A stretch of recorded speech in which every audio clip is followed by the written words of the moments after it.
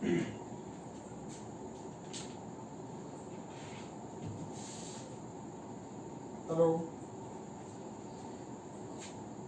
Hello student, welcome to class 9th। आवाज clear आ रही कि नहीं आ रही है? हेलो हेलो, आ रही? आवाज क्लियर आ रही है? ठीक, चलो। तो भाई हम यहाँ पे स्टार्ट करते हैं। जो हमारा टॉपिक है, हम सर्किल को कवर कर रहे हैं बेटा, क्योंकि ट्राइंगल के बाद सर्किल को हम पढ़ा रहे हैं, क्योंकि क्वाड्रिलेटरल नाम का जो चैप्टर है उसको डिडक्ट कर दिया गया है यूपी बोर्ड से। ठीक है, जो 30% कोर्स डिडक्ट हुआ उसमें क्वाड्रिलेटरल आपका हट गया है, तो हम सीधे ट्राइंगल के बाद सीधे हम सर्किल आपको पढ़ा रहे हैं। ठीक है, क्योंकि सर्किल का क्वेश्चन आपका पूछा जाएगा। क्वाड्रिलेटरल आपको नहीं पढ़ना है, क्वाड्रिलेटरल आपका रिमूव कर दिया गया, उसको हटा दिया गया है। चलिए बच्चों, आते हैं 9th क्लास में। हम लेते हैं mathematics rightly viewed possesses not only truth but supreme beauty by Bertrand Russell. With this beautiful thought, me, your subject teacher Akash Tripathi, continue the class of math. Class is 9th English medium. Topic is circle, exercise 10.1. इसमें हम लोग circle को cover करेंगे। सबसे पहले तो basic हमने कुछ पॉइंट्स नीचे यहाँ पे देखो लिखे हैं, जो सर्किल के लिए हमें जानना बहुत जरूरी है। जैसे कि सेंटर क्या होता है। देखिए, कोई भी सर्किल जो होता है वो गोलाकार इस प्रकार से बनता है। ठीक है, आप सर्किल आपने आपके सामने जो मैंने ये राउंड शेप बनाया, this is the circle. Circle का वो पार्ट जो बिल्कुल सेंटर में हो, यानी कि सर्किल पे मौजूद इस लाइन पर कोई भी पॉइंट अगर लें तो किसी भी पॉइंट से इस सेंटर की जो डिस्टेंस होगी वो अगर वो इक्वल है, यानी सेंटर जो है सर्किल के जो लाइन है इस लाइन से बराबर डिस्टेंस पे, इक्वल डिस्टेंस पर अगर मौजूद है तो इसको हम सेंटर कहते हैं। या हम यूं कहें कि सेंटर वो पॉइंट होता है जिसपे कि आप प्रोटेक्टर का पॉइंटर रखकर आप सर्किल ड्रॉ करते हो। जब आप सर्किल ड्रॉ करते हो तो पॉइंटर लेते हो, सर्किल ड्रॉ करते हो, तो जो आपका फिक्स पॉइंट होता है दैट इज सेंटर। ठीक है, या सेंटर एक ऐसी पोजीशन होती है जो सर्किल से इक्वल डिस्टेंस पे मौजूद होती है, उसके सरकमफ्रेंस में मौजूद कोई भी पॉइंट से इक्वल डिस्टेंस में मौजूद होती है। यानी अगर आप यहाँ का डिस्टेंस मेजर करोगे, सपोज दैट ये पॉइंट ए है, तो ए पॉइंट से इस सेंटर ओ, सेंटर को हम अगर ओ कह दें, तो ए से सेंटर ओ का डिस्टेंस, तो एक हम दूसरा पॉइंट लें बी, इस बी से सेंटर ओ का डिस्टेंस बराबर होना चाहिए। बराबर का मतलब अगर 4 सेंटीमीटर है तो यहाँ पर भी 4 सेंटीमीटर है, हर जगह 4 सेंटीमीटर रहेगा, तभी हम इसको सेंटर कहेंगे। तो सेंटर एक ऐसा पॉइंट होता है जो सर्कमफेरेंस के हर एक पॉइंट से इक्वल डिस्टेंस पे मौजूद होता है, दैट इज सेंटर।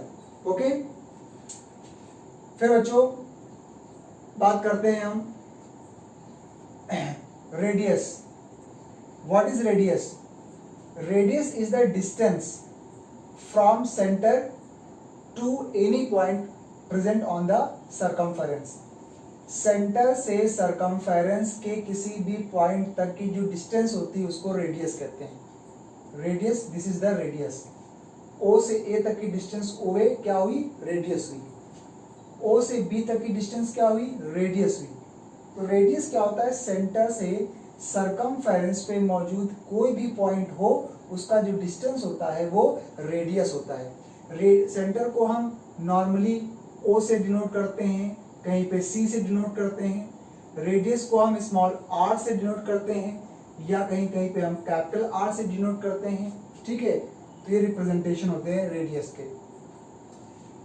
अब हम आते हैं कॉर्ड पर। कॉर्ड क्या होता है? What is cord?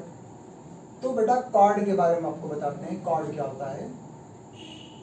ये आपका सर्किल बना और ये आपका मान लिया सेंटर, क्योंकि सर्किल के अंदर सेंटर होता है। सेंटर को नॉर्मली हम ओ से डिनोट करते हैं इस फिगर क्वेश्चन में।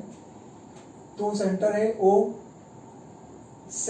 एक ऐसी लाइन आप ड्रॉ करिए जो सर्किल को 2 पॉइंट पे टच करती हो। एक ऐसी लाइन आप ड्रॉ करिए जो सर्किल को 2 पॉइंट पे टच करती है। जैसे कि मैंने ए बी एक लाइन ड्रॉ की, एक लाइन सेगमेंट मैंने ड्रॉ किया जो ए पॉइंट पर और बी पॉइंट पे सर्किल को टच कर रही है। लेकिन ये लाइन सेंटर से होके तो जा नहीं रही है, आपको दिखाई दे रहा होगा कि ये लाइन सेंटर से होके नहीं जा रही है। तो ये जो लाइन ए बी है दैट इज कॉर्ड। तो कॉर्ड एक ऐसी लाइन सेगमेंट होती है जो सेंटर को दो जगहों पर या दो पॉइंट पर टच करती है लेकिन सेंटर से होके नहीं जाती है, उसको कॉर्ड कहते हैं। तो आप कहोगे सर जो सेंटर से होकर अगर मान ली चली जाएगी तब क्या बन जाएगा? अगर वो लाइन सेंटर से होकर जाती है, मान लिया कोई लाइन सर्किल को दो जगह ही टच करे, सर्किल को दो जगह ही टच करे लेकिन वो सेंटर से होके जाए, तब वो कॉर्ड नहीं कहलाएगी। जैसे कि देखिए हमने CD लाइन खींचा है जो C और D सर्किल को दो जगहों पे टच कर रही है और सेंटर से होके जा रही है, तो ये कॉर्ड नहीं कहलाएगी, तब ये कहलाएगी डायामीटर। क्या कहलाएगी? डायमीटर। ठीक है, तो इसको हम डायमीटर कहते हैं। तो डायमीटर और कॉर्ड में यही फर्क होता है। कॉर्ड सर्किल को दो जगह टच करती है, डायमीटर भी सर्किल को दो जगह टच करती है, बट डायमीटर सेंटर से होके जाता है और कॉर्ड सेंटर से होके नहीं जाता है। ठीक है, डायमीटर को हम D से डिनोट करते हैं, डायमीटर को हम D से डिनोट करते हैं और डायमीटर जो होता है वो रेडियस का ट्वाइस होता है। ये फॉर्मूला याद रखिएगा, डायमीटर रेडियस का ट्वाइस होता है, यानी diameter is the twice of radius 2 into r। D equals to 2 into r, मतलब डायमीटर रेडियस का 2 गुना होता है। कैसे? O से यहाँ तक का डिस्टेंस क्या हुआ? r, O से D तक का डिस्टेंस क्या हुआ? ये भी r। तो रेडियस और रेडियस मिलकर कितना बना दिया? 2 रेडियस। तो डायमीटर जो होता है वो 2r के बराबर होता है। ठीक है, चलिए बच्चों और बात करते हैं, सेक्टर की बात करते हैं।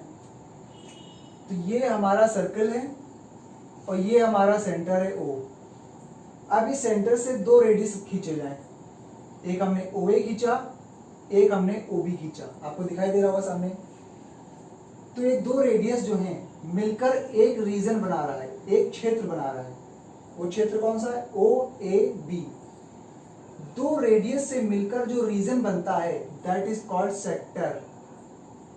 सेक्टर वह क्षेत्र होता है, वह रीजन होता है जो दो रेडियाई से मिलकर बनता है।